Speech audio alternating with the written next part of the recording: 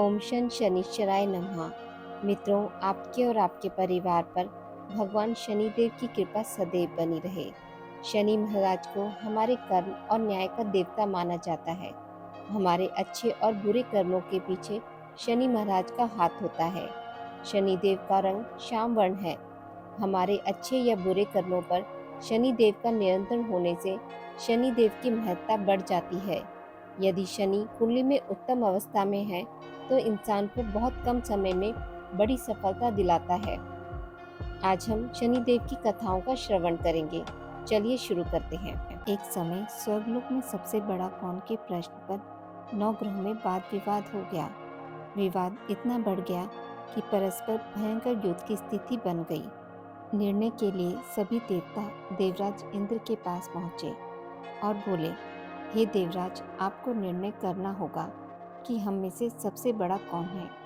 देवताओं का प्रश्न सुनकर देवराज इंद्र उलझन में पड़ गए। इंद्र बोले, मैं इस प्रश्न का उत्तर देने में असमर्थ हूँ। हम सभी पृथ्वी लोक में उज्जैनी नगरी में राजा विक्रमादित्य के पास चलते हैं। देवराज इंद्र सहित सभी ग्रह देवता उज्जैनी नगरी में पहुँचे।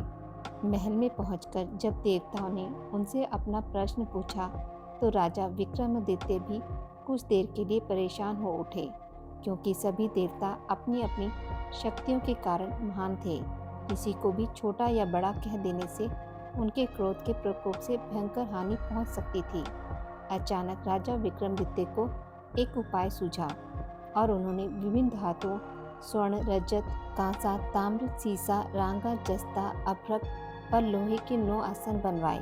धातुओं के गुणों के अनुसार सभी आसनों को एक दूसरे के पीछे रखकर उन्होंने देवताओं को अपने अपने सिंहासन पर बैठने को कहा। देवताओं के बैठने के बाद राजा विक्रमादित्य ने कहा, आपका निर्णय तो स्वयं हो गया। जो सबसे पहले सिंहासन पर विराजमान है वही सबसे बड़ा है। राजा विक्रमादित्य के निर्णय को सुनकर शनिदेव ने सबसे पीछे आसन पर बैठने के कारण अपने को छोटा जानकर क्रोधित होकर कहा, राजा विक्रमादित्य, तुमने मुझे सबसे पीछे बैठाकर मेरा अपमान किया है। तुम मेरी शक्तियों से परिचित नहीं हो। मैं तुम्हारा सर्वनाश कर दूंगा। शनि ने कहा, सूर्य एक राशि पर 1 महीने, चंद्रमा 2.25 महीने, मंगल 1.5 महीने, बुध और शुक्र 1 महीने, बृहस्पति 13 महीने रहते हैं, लेकिन मैं किसी राशि पर 7.5 वर्ष तक रहता हूँ। बड़े बड़े देवताओं को मैंने अपने प्रकोप से पीड़ित किया है। राम को 7.5 के कारण ही वन में जाकर रहना पड़ा और रावण को 7.5 के कारण ही युद्ध में मृत्यु का शिकार बनना पड़ा। राजा अब तो भी मेरे प्रकोप से नहीं बच सकेगा। इसके बाद अन्य ग्रहों के देवता तो प्रसन्नता के साथ चले गए, परंतु शनिदेव बड़े क्रोध के साथ वहां से विदा हुए। राजा विक्रमादित्य पहले की तरह ही न्याय करते रहे। उनके राज्य में सभी स्त्री पुरुष बहुत आनंद से जीवन यापन कर रहे थे। कुछ दिन ऐसे ही बीत गए। उधर शनि देवता अपने अपमान को भूले नहीं थे। विक्रमादित्य से बदला लेने के लिए एक दिन शनिदेव ने घोड़े के व्यापारी का रूप धारण किया और बहुत से घोड़ों के साथ उज्जैनी नगरी पहुंचे। राजा विक्रमादित्य ने राज्य में किसी घोड़े के व्यापारी के आने का समाचार सुना तो अपने अश्वपाल को कुछ घोड़े खरीदने के लिए भेजा। घोड़े बहुत कीमती थे।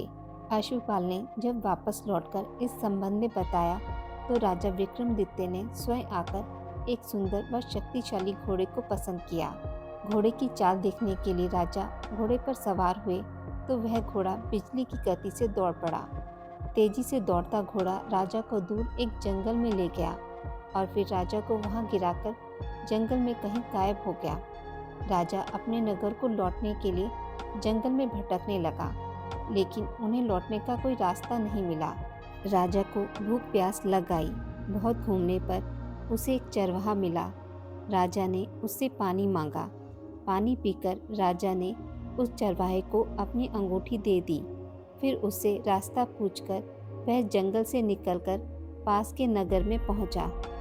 राजा ने सेठ की दुकान पर बैठकर कुछ देर आराम किया। उस सेठ ने राजा से बातचीत की तो राजा ने उसे बताया कि मैं उज्जैनी नगरी से आया हूँ। राजा के कुछ देर दुकान पर बैठने से सेठ जी की बहुत बिक्री हुई। सेठ ने राजा को बहुत भाग्यवान समझा और खुश होकर उसे अपने घर भोजन के लिए ले गया। सेठ के घर में सोने का एक हार खूंटी पर लटका हुआ था। राजा को उस कमरे में छोड़कर सेठ कुछ देर के लिए बाहर गया। तभी एक आश्चर्यजनक घटना घटी। राजा के देखते देखते सोने के उस हार को खूंटी निकल गई। सेठ ने कमरे में लौटकर हार को गायब देखा तो चोरी का संदेह राजा पर ही किया, क्योंकि उस कमरे में राजा ही अकेला बैठा था। सेठ ने अपने नौकरों से कहा कि इस परदेसी को रस्सियों से बांधकर नगर के राजा के पास ले चलो। राजा ने विक्रमादित्य से हार के बारे में पूछा तो उसने बताया कि उसके देखते ही देखते खूंटी ने हार को निगल लिया था। इस पर राजा ने क्रोधित होकर चोरी करने के अपराध में विक्रमादित्य के हाथ पांव कटवाने का आदेश दे दिया। राजा विक्रमादित्य के हाथ पांव काटकर उसे नगर की सड़क पर छोड़ दिया गया। कुछ दिन बाद एक तेली उसे उठाकर अपने घर ले गया और उसे अपने कोल्हू पर बैठा दिया। राजा आवाज देकर बैलों को हाँकता रहता। इस तरह तेली का बैल चलता रहा और राजा को भोजन मिलता रहा। शनि के प्रकोप की 7.5 पूरे होने पर वर्षा ऋतु प्रारंभ हुई। एक रात राजा विक्रमादित्य मेघमल्हार गा रहा था कि तभी नगर के राजा की लड़की राजकुमारी मोहिनी रथ पर सवार उस तेली के घर के पास से गुजरी। उसने मेघमल्हार सुना तो उसे बहुत अच्छा लगा और दासी को भेजकर गाने वाले को बुला लेने को कहा। दासी ने लौटकर राजकुमारी को अपंग राजा के बारे में सब कुछ बता दिया। राजकुमारी उसके मेघमल्हार से बहुत मोहित हुई, अतः उसने सब कुछ जानकर भी अपंग राजा से विवाह करने का निश्चय कर लिया। राजकुमारी ने अपने माता पिता से जब यह बात कही तो वह हैरान रह गए।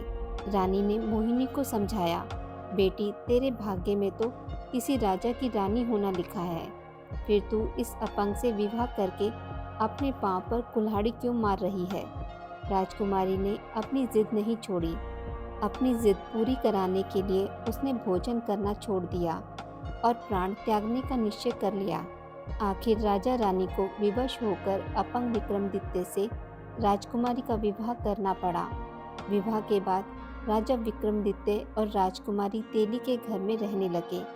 उसी रात स्वप्न में शनिदेव ने राजा से कहा, राजा तुमने मेरा प्रकोप देख लिया, मैंने तुम्हें अपने अपमान का दंड दिया है।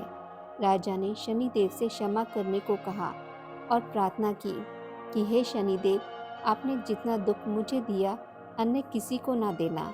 शनिदेव ने कुछ सोचकर कहा, राजा मैं तो तुम्हारी प्रार्थना स्वीकार करता हूँ। जो कोई स्त्री पुरुष मेरी पूजा करेगा, शनिवार को व्रत करके मेरी व्रत कथा सुनेगा, उस पर मेरी अनुकंपा बनी रहेगी। प्रातःकाल राजा विक्रमादित्य की नींद खुली तो अपने हाथ पांव देखकर राजा को बहुत खुशी हुई। उसने मन ही मन शनिदेव को प्रणाम किया। राजकुमारी भी राजा के हाथ पांव सही सलामत देखकर आश्चर्य में डूब गई। तब राजा विक्रमादित्य ने अपना परिचय देते हुए शनिदेव के प्रकोप की सारी कहानी सुनाई। सेठ को जब इस बात का पता चला तो दौड़ता हुआ तेली के घर पहुंचा और राजा के चरणों में गिरकर क्षमा मांगने लगा। राजा ने उसे क्षमा कर दिया, क्योंकि यह सब तो शनिदेव के प्रकोप के कारण हुआ था। सेठ राजा को अपने घर ले गया और उसे भोजन कराया। भोजन करते समय वहाँ आश्चर्यजनक घटना घटी। सबके देखते देखते उस खूंटी ने हार उगल दिया। सेठ जी ने अपनी बेटी का विवाह भी राजा के साथ कर दिया और बहुत से स्वर्ण आभूषण धन आदि देकर राजा के साथ विदा किया। राजा विक्रमादित्य राजकुमारी मोहिनी और सेठ की बेटी के साथ उज्जैनी पहुँचे तो नगरवासियों ने हर्ष से उनका स्वागत किया। अगले दिन राजा विक्रमादित्य ने पूरे राज्य में घोषणा कराई कि शनिदेव सब देवों में सर्वश्रेष्ठ हैं। प्रत्येक स्त्री पुरुष शनिवार को उनका व्रत करे और व्रत कथा अवश्य सुने। राजा विक्रमादित्य की घोषणा से शनिदेव बहुत प्रसन्न हुए। शनिवार का व्रत करने और व्रत कथा सुनने के कारण सभी लोगों की मनोकामनाएं शनिदेव की अनुकंपा से पूरी होने लगी। सभी लोग आनंद पूर्वक रहने लगे। बोलिए शनिदेव महाराज की जय। पौराणिक कथा अनुसार लंकापति रावण ने अपनी अपार शक्ति से न केवल देवताओं का राज्य छीन लिया, बल्कि उसने सभी ग्रहों को भी कैद कर लिया था। जब रावण की पत्नी मंदोदरी गर्भ से थी, तब रावण की यह इच्छा थी कि उसका होने वाला पुत्र ऐसे ग्रह नक्षत्रों में जन्म ले जिससे कि वह महापराक्रमी, कुशल योद्धा और तेजस्वी बने। वह चाहता था कि उसका पुत्र दीर्घायु हो और कोई भी देवी देवता उसके प्राण न हर सके। समस्त ग्रह रावण के प्रकोप से भयभीत रहते थे, लेकिन एकमात्र शनिदेव ही ऐसे थे जो रावण से जरा भी नहीं डरते थे। मेघनाद के जन्म के समय रावण ने सभी ग्रहों को शुभ और सर्वश्रेष्ठ स्थिति में रहने का आदेश दिया। उस समय शनिदेव के अलावा अन्य सभी ग्रह रावण की इच्छा अनुसार स्थिति में आ गए थे। रावण जानता था कि शनिदेव आयु की रक्षा करते हैं, लेकिन यह भी जानता था कि आसानी से तो शनिदेव उसकी बात मानकर शुभ स्थिति में विराजित नहीं होंगे। अतः रावण ने अपने बल का प्रयोग करते हुए शनिदेव को भी ऐसी स्थिति में रखा जिससे उसके होने वाले पुत्र की आयु वृद्धि हो सके। शनि तो न्याय के देवता हैं, इसलिए रावण की मनचाही स्थिति में रहते हुए भी मेघनाद के जन्म के दौरान उन्होंने अपनी दृष्टि वक्री कर ली, जिसकी वजह से मेघनाद अल्पायु हो गया। शनिदेव की इस हरकत से रावण क्रोधित हो गया और क्रोध के आवेग में उसने अपनी गदा से शनिदेव के पैर पर प्रहार किया। तभी से शनिदेव लंगड़ाकर चलते हैं। दूसरी कथा। एक बार एक ब्राह्मण के सपने में नीली घोड़ी पर नीले कपड़े पहने एक आदमी दिखता है और कहता है, ब्राह्मण देवता, मैं तेरे लगूंगा। यह सपना उसे रोज रात को दिखता था। वह परेशान हो गया और दुबला होने लगा। उसकी पत्नी ने कहा, मैं आपको अच्छा खिलाती हूँ, अच्छा पिलाती हूँ, पर आप दुबले क्यों होते जा रहे हैं। ब्राह्मण ने अपना सपना ब्राह्मणी को बताया। तब ब्राह्मणी, वे अवश्य ही महाराज होंगे, अब की दिखे तो कहना, पर सवा पहर से ज़्यादा का मत लगो। उस दिन जब सपना आया तो ब्राह्मण ने कहा, अच्छा लग जाओ, पर कितना लगोगे। 7.5 वर्ष का लगूंगा। ब्राह्मण ने कहा, क्षमा करो शनि जी, इतना भारी तो मुझसे झेला नहीं जाएगा। तब शनिदेव बोले, अच्छा 5 वर्ष का लग जाऊंगा। तब ब्राह्मण ने कहा, शनि जी मेरे लिए ज़्यादा है। तब शनि जी बोले, 2.5 साल का लग जाऊंगा। ब्राह्मण ने फिर मना किया। तब शनि जी बोले, सवा पहर का लगूंगा ही, इतना तो कोड़ी कालंगी मंगता भिकारी जाता हूँ। तब ब्राह्मण ने कहा, ठीक है। उसे सवा पहर की शनि की दशा लग गई। ब्राह्मण ने नींद से उठकर अपनी पत्नी से कहा, मेरी सवा पहर की शनि की दशा लगी है, सो मैं जंगल में जाकर समय बिताऊंगा। मेरे खाने पीने का सामान बांध दो और मेरे पीछे से लड़ना मत। घर में बैठी रहना, बच्चों को भी जाने देना, और इस सवा पहर में कोई गाली भी दे तो सुनकर रह जाना। ऐसा कहकर ब्राह्मण घर से चला गया। जंगल में ब्राह्मण एक पीपल के पेड़ के नीचे बैठ गया और हनुमान जी का पाठ करने लगा। एक पहर बीत गया तो ब्राह्मण ने सोचा, बाकी का समय तो रास्ते में ही बीत जाएगा, सो वह वहाँ से चल दिया। रास्ते में सब्जी की बाड़ी में बड़े बड़े कद्दू लगे थे। माली से एक खरीद लिया और आगे चला। रास्ते में शनि जी एक ब्राह्मण का वेश बनाकर मिले और पूछा, तेरे पास क्या है। तब ब्राह्मण ने कहा, मेरे पास कद्दू है। तब शनि देव ने कहा, दिखाओ। जब ब्राह्मण ने चादर खोली तो देखा कि उसमें तो राजकुमार की खून से भरी मुंडी है। शनि जी ब्राह्मण को राजा के पास ले गए और कहा, राजा जी, आपके कुंवर की हत्या इस ब्राह्मण ने की है। इसके पास जो चादर है उसमें कुंवर का कटा हुआ सर है। राजा ने कहा, मुझे मत दिखाओ, मैं नहीं देख पाऊंगा, इसे सूली पर चढ़ा दो। यहाँ हाहाकार मच गया। ब्राह्मण को सूली पर चढ़ाने लगे तो उससे पूछा, कोई आखिरी इच्छा हो तो बताओ। पहले ब्राह्मण ने सोचा, यदि किसी प्रकार कुछ समय तक के लिए फांसी रुक जाए तो शनि की दशा का सवा पहर पूरा हो जाएगा। यह सोचकर उसने कहा, भाई, मैं बचपन से नित्य बालाजी की कथा कहता या सुनता आया हूँ। आज मरने से पहले अंतिम बार कथा कह लेने दो। फांसी देने वाले ने उसकी आखिरी इच्छा पूर्ण होने तक फांसी रोक दी। ब्राह्मण को कहानी कहते कहते 1.25 प्रहर पूरा हो गया। शनि की दशा टलते ही राजा का कुंवर तो शिकार खेलकर लौटकर चला आ रहा है। कुंवर को लौटता देखकर राजा एक तरफ तो खुशी से झूम उठा, दूसरी तरफ इस डर से कांप उठा कि यदि उस निर्दोष ब्राह्मण को फांसी पर चढ़ा दिया होगा तो ब्राह्मण हत्या का दोष लगेगा। 2-4 घुड़सवारों को दौड़ाया और ब्राह्मण को आदर सहित दरबार में लाने का हुक्म दिया। ब्राह्मण राज दरबार में उपस्थित हुआ तो राजा ने क्षमा याचना मांगते हुए कहा कि आपकी बगल में जो चादर है उसे खोलकर दिखाओ। राजा की आज्ञा के अनुसार ब्राह्मण ने चादर खोली तो उसमें एक कद्दू था। राजा ने ब्राह्मण को बहुत सा धन दिया और पूछा, हे ब्राह्मण देवता, इन सब के पीछे क्या रहस्य है? ब्राह्मण बोला, मुझे 1.25 प्रहर की शनि की दशा लगी थी, इसलिए ये सब हुआ। राजा ने कहा, शनि की दशा किस प्रकार टलती है?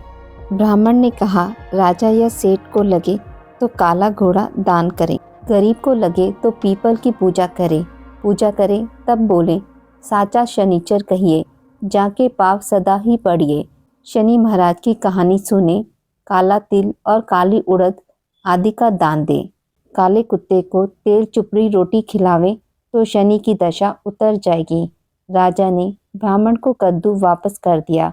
घर आकर ब्राह्मण ने कद्दू अपनी पत्नी को दिया। जब पत्नी ने उसे काटा तो बीजों की जगह हीरे मोती निकले। ब्राह्मणी ने पूछा, यह कहाँ से लाए? जब शनि की दशा लगी थी तो यह कद्दू कुंवर का कटा सर बन गया था। अब दशा उतरी है तो शनि जी ने इसे निहाल कर दिया। हे शनि महाराज, जैसे ब्राह्मण के शनि की दशा लगे वैसे किसी को भी न लगे। जैसी उतरी दशा ब्राह्मण के आए वैसे सबकी आए। शनि ने ध्याऊं मन इच्छा पाऊं। हे शनिदेव, जय शनिदेव।